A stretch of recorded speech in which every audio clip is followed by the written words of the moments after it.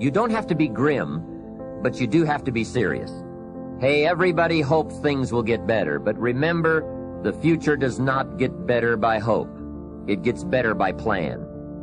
And hope unaided by clear plans can finally become an illness. There's a Bible phrase that says, hope long delayed makes the heart sick. It's a sickness. I used to have the illness known as passive hope. It's bad. And there's one that is even worse, and that is called happy hope. That is really bad. The man is 50, and he's broke, and he's still smiling. That's bad. So get serious. Make plans. Put them on paper. My suggestion from experience. There's a phrase from the Bible that goes, without dreams and vision, we perish. How true. Humans have this unique ability to aspire, to dream, to go for something, to become something.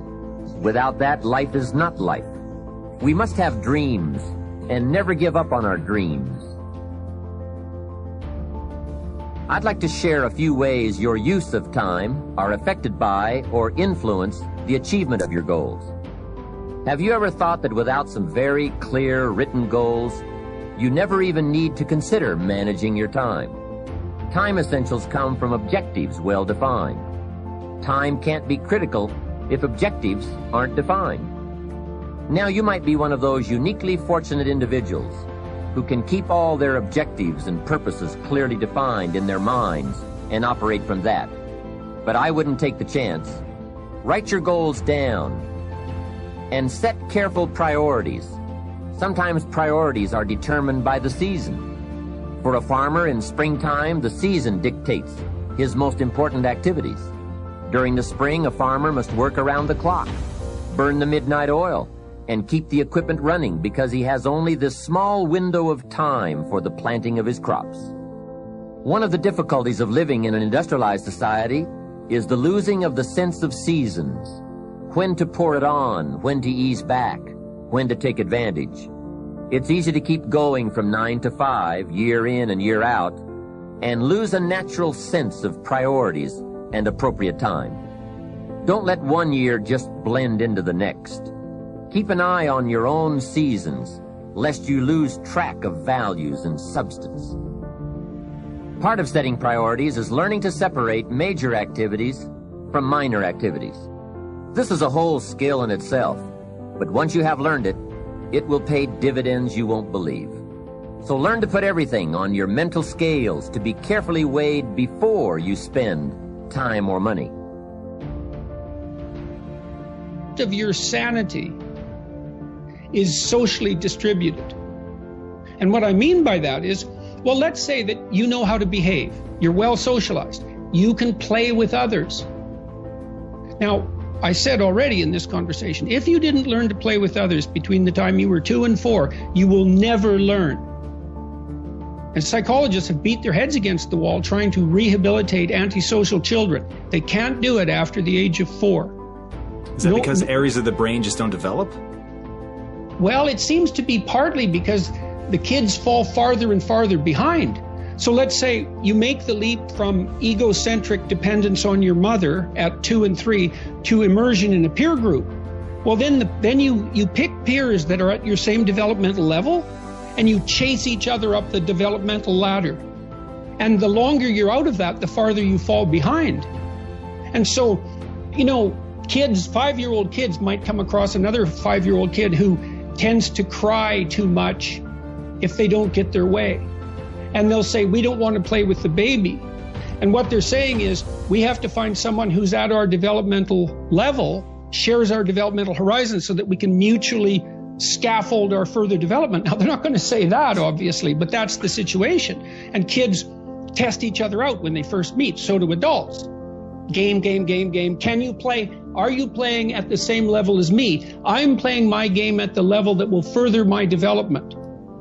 Can you play along with me?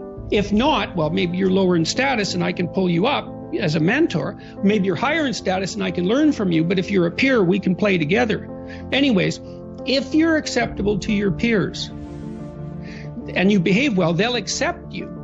And then they tell you all the time if you're acting appropriately. You know, if your jokes are funny, if you're dominating the conversation, if you're bringing something of value to the table. And all you have to do is pay attention to the social cues, and you'll keep yourself regulated. And at the end of the day, you're going to get what you focus on. They're both true. This is both the most amazing time that's ever happened, ever in recorded history. And yet real things that are terrifying are also happening. But where you put your energy, where you put your attention, where you put your focus is going to determine what you see. And that is the most fascinating and the most important thing you have to understand about the way that your mind works. You get what you focus on. If you focus on the things that are bad, they will become real. They will become exaggerated. They will begin to monopolize your thoughts. You'll see them everywhere. It's called the reticular activating system. Your mind is literally designed to pay attention to the things that you notice. Once you notice a certain car, you see it everywhere. Once you notice a certain dog, you see it everywhere. Once you hear a certain name for the first time, suddenly you realize that that name has been all around you this entire time. But now that you're focusing on it, now that you're looking for it, it is everywhere. So whatever you look for, it's going to be everywhere. If you look for the negative, it'll be there. But if you look for the positive, it will overwhelm you. When you manage something, you do so to keep it going. Well, you don't need to keep time going. You don't even need to watch it. You can be completely unaware of it. You can go to sleep. Doesn't matter. Time just continually moves. Doesn't need you. It doesn't need me. It just keeps moving. We don't need to do time management because there's nothing to manage. It's automatic. It continually moves. What we need to do is priority management. With the time that is continually slipping away from us, we need to manage our priorities to maximize the time we have. So don't manage your time, maximize your time. How?